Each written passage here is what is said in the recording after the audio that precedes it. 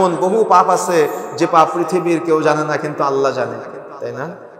এমন পাপ আছে, যদি আমরা এই পাপগুলা নিয়ে চিন্তা করি, আমরা এই গুনাহগুলা নিয়ে চিন্তা করি, তাহলে নিজেদের ভিতরে ভয় হয় যে আমার কি হবে বিচারের মাঠে, আমি কিভাবে দাঁড়াবো আমার রবের কাছে, যে আমার জিন্দেগিতে এত পাপ, আমার জিন্দেগিতে এত গুনাহ। নিজের অন্তরের দিকে তাকালে নিজের ঘৃণা জন্ম হয়। এই জন্য অন্যকে নিয়ে চিন্তা করবেন না কোনো সময়। আজকে নসিহা করে যাচ্ছি, আরেকজন ভাইকে নিয়ে, সে কি পাপ করলো, সে কি গুনাহ করলো, সে কি অন্যায় করলো, এটা নিয়ে চিন্তা করার দায়িত্ব আপনার না, আমার না। আমি কি করলাম, আমার নিজেকে নিয়ে আমি আমার রবের কাছে কি নিয়ে হাজির হব, আমার আমলনামা কত কঠিন, কত জটিল, কত খারাপ অবস্থায় আছে, আমি কি ভেবেছি, আমি কি চিন্তা করেছি, আমি কি গবেষণা করেছি কখনো?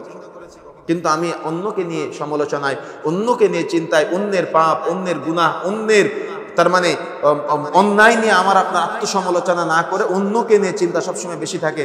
এটা না করে সবসময় উচিত আমি কি করেছি, আমার কত পাপ আছে, আমার কত গুনাহ আছে, আমার গুনাহ নিয়ে আমি কি আমার রবের দরবারে হাজির হওয়ার মতো আমি কি প্রস্তুতি আছি, আমি কি প্রস্তুত, আমি কোন মুখ লজ্জায় আমি আমার রবের সামনে দাঁড়াবো, কিভাবে আমার আপনার ভিতরে কি ভীতির সঞ্চার কাজ করে? যার যত বয়স বাড়তেছে সে তার তত বয়সের সাথে সাথে গুনাহের ভার, পাপের ভার, অন্যায়ের ভার, জুলুমের ভার, বান্দা কেন্দ্রিক পাপের ভার আমার আপনার বাড়তেই আছে। আমি আপনি কবে সতর্ক হব? যদি সতর্ক হতাম তাহলে আল্লাহকে মালিক হিসেবে স্বীকৃতি দিতাম, যেটা সূরা নাস আমাকে আপনাকে শিক্ষা দেয়। আমার মালিকের সামনে আমাকে দাঁড়াতে হবে, আমার ইলাহের সামনে আমাকে দাঁড়াতে হবে, আমার রবের সামনে আমাকে দাঁড়াতে হবে। আমি কি নিয়ে, আমার কোন আমল নিয়ে আমি আমার রবের সামনে দাঁড়াবো? আমার তো সব গুনাহ, আমার তো সব পাপ, আমার তো সব অন্যায়, আমার তো সব জুলুমে আমার জীবন জিন্দেগি ভরপুর। আমি কি নিয়ে দাঁড়াবো আমার রবের কাছে?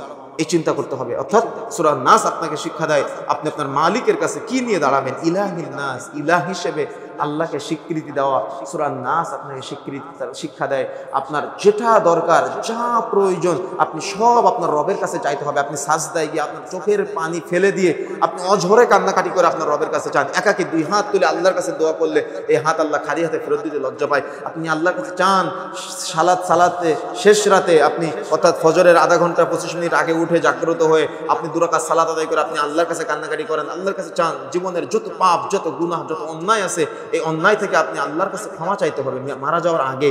আর বান্দা কেন্দ্রিক যে পাপগুলো আছে এগুলোর কারণে বান্দার কাছে ক্ষমা চাইতে হবে, না হলে আল্লাহ রাব্বুল আলামিন আমাকে আপনাকে ক্ষমা করবে না। এজন্য প্রথম 3টা আয়াত